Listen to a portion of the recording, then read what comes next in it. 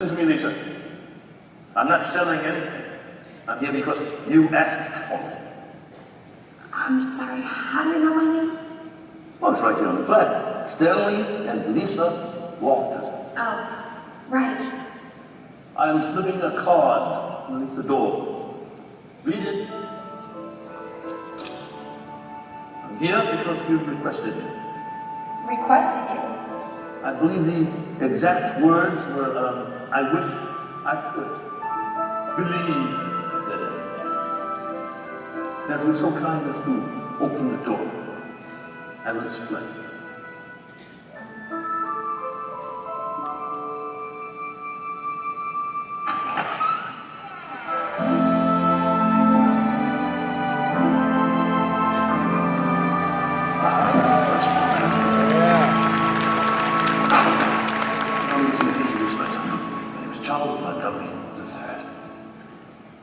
What are you, some kind of genie? Oh, dear, no. Real.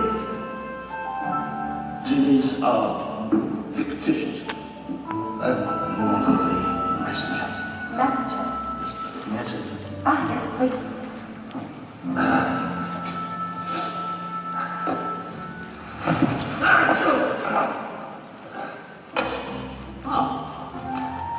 Thanks, good woman.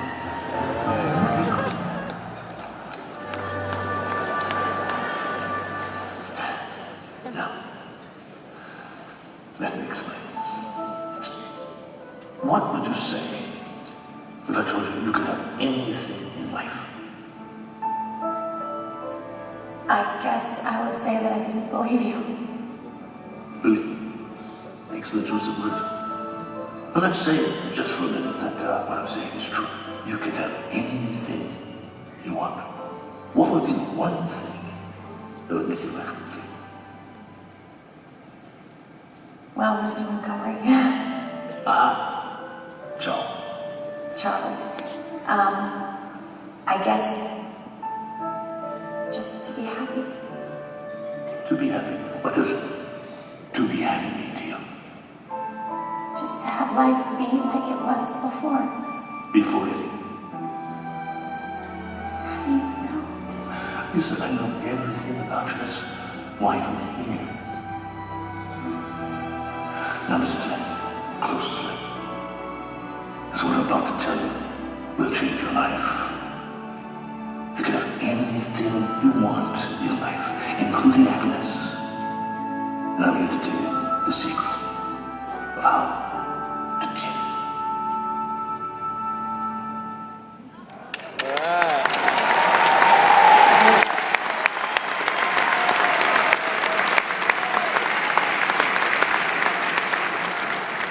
I think you will be very proud of the movie and excited about what you can do in your business and in your community by simply inviting people to hear this message, get acquainted with Prepaid and Harlan and all the messages that are involved, and really see who you are and what you do. I was so excited to sit backstage earlier when you were recognizing your leaders and the top people, because that's what life's about. We become like who we hang around with all the time. So that's why you need to get around the right people and stay there.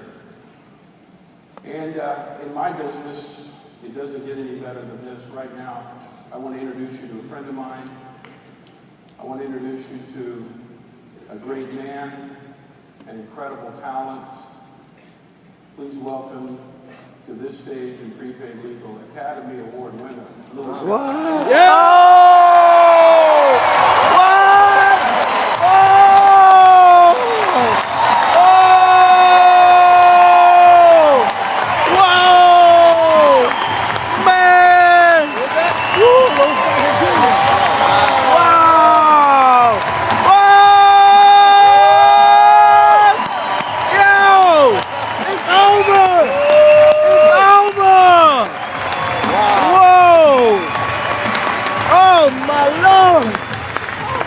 Oh man, I'm tingling. Yeah. Woo!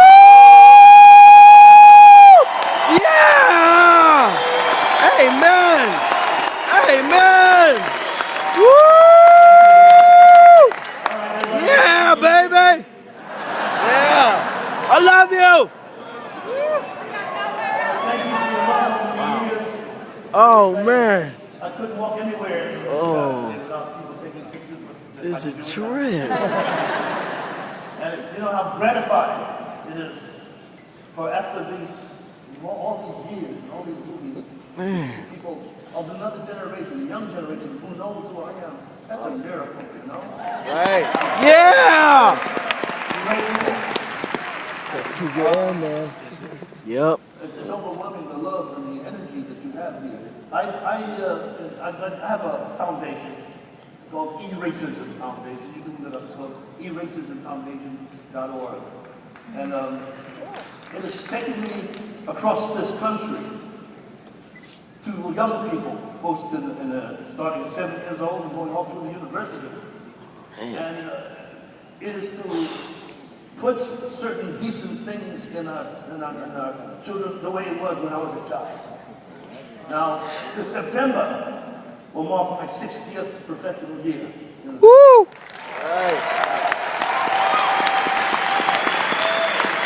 So, if you expected to see that lean, mean lieutenant, that was 30 years ago. Yeah. But it's still inside my heart. This May 27th will mark my 75th birthday. Happy birthday! And I say all of that because I feel that I'm a living miracle by the choice of God. Yes. Amen.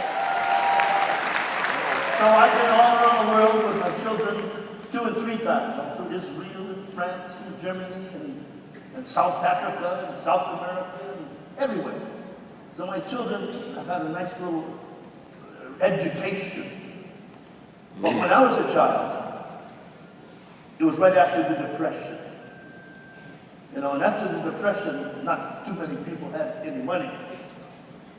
But something about the human spirit, especially in this country, kind of took place. I remember in Brooklyn, I had to get a thumb transplant and a passport to get out there. That's right, Brooklyn. BK. Specific where Nathan's famous was. Something about not having anything made us get real close together. So if my parents couldn't get home at 5 o'clock, I had a choice. I could go get some gefilte fish, some lasagna, some corned beef and cabbage, some menudo, some fried chicken. Yeah. Depending on who got home. We were dumped in the bathtub, put some clothes on, and sat around the dinner table till our parents got home to take us. That's how I was raised for the first 17 years of my life. Wow. And because of that foundation, I remember the basics that were taught to me, especially by my great-grandmama. I'm going to talk to her a lot because you don't see her, but she's standing here right now. Amen. You know, Brooklyn was the recipient of the exodus from the south to the north. So that when somebody would get a job, they'd come up and get a job. Most of the time, maids and porters and butlers and workers of all kinds. And when they got a job and got a place, then somebody else would come up from the south, and then somebody else, and you got the neighborhood. So that Thanksgiving and Christmas and all those places, that's where you got your boarding house reached, you know, because all the foods, all the ladies took care of the children, and sometimes me and 17 of my children, my cousins, one of them is now in Clovis, by the way, not my son, he's my cousin. His name is Robert Gossett. We're sleep head to toe in an extended bedroom all through the living room between Thanksgiving and Christmas. And I've got to tell you, it's some of the best times I've ever had in my life. Yeah. I wonder why. And I thought about it after all these years of success. And what we had was some bottom line basic rules. We had self-respect. We had the knowledge of what we had to do and how we had to dress. Yes. How we had to respect our elder. Yes.